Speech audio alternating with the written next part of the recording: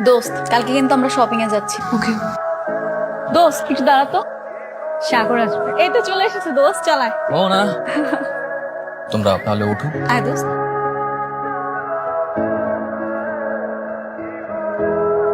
ঠিক আছে চলো। এটাই তাহলে আমার শ্বশুর বাড়ি। হ্যাঁ চলো পরে। চালায়। মা, মা কোথায় তুমি? কি রে, কি হয়?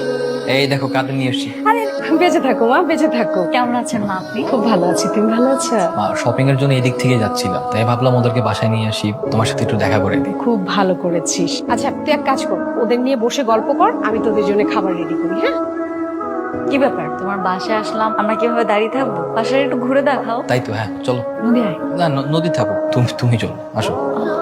আচ্ছা ঠিক আছে দোস্ত, তুই একটু দাঁড়া, আমি আসছি।